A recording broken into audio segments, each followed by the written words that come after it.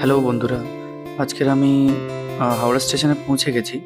আজকে আমি হাওড়া স্টেশনে এসেছি এই কারণে, এখান থেকে আমি আমার দিদির বাড়িতে যাবো রাঁচিতে। রাঁচিতে এই কারণে যাচ্ছি কি, আমার ভাগনার জন্মদিন আছে। তো ভাগনার জন্মদিনে ভাগনা রিকোয়েস্ট করেছে আমাকে যেতে হবে। তো ভাগনার জন্মদিনে তো যেতেই হবে যখন রিকোয়েস্ট করেছে। তো আমি এখন হাওড়া স্টেশনে চলে এসেছি। হাওড়া স্টেশনের আউটসাইডের লুকটা এরকম। অ্যাকচুয়ালি ভেতরে এন্ট্রি নেওয়ার সময় না ওখানে আপনাকে ভিডিও করতে দেয় না।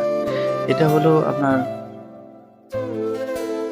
ডিসপ্লে বোর্ড, যেখানে অ্যাকচুয়ালি কোন ট্রেন কোন প্ল্যাটফর্মে রয়েছে, ট্রেন নাম্বার কী আছে, ট্রেনের নাম কী আছে, এই ডিসপ্লেতে দেখায়।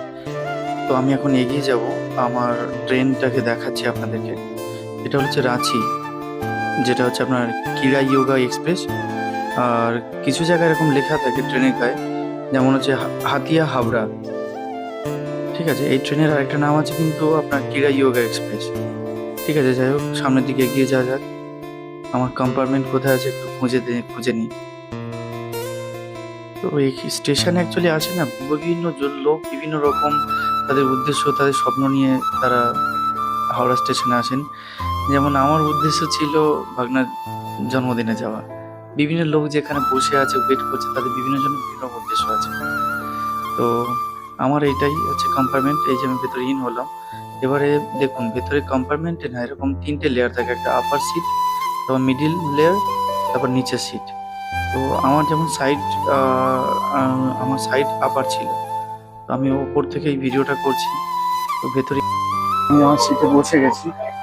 তো আমার ট্রেন ছাড়বে 9টা 10-এ, এখনো 10 মিনিট বাকি আছে ট্রেন ছাড়তে। উফ, এগুলো বয়ে পুরো ঘাড় পিঠ ব্যথা হয়ে গেছে।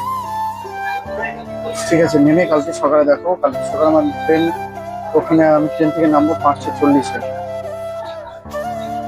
আমি এখন শুয়ে পড়েছি। আমি যখন পুরুলিয়া যাই তখন আমার হচ্ছে সেকেন্ড ক্লাস থাকে।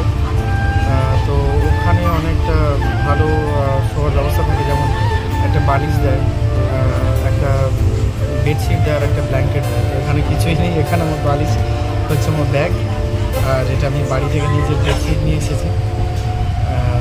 এইভাবেই এখন শুয়ে যেতে হবে। এখানে এসিও নেই, নন এসি। তো শুয়ে পড়লাম।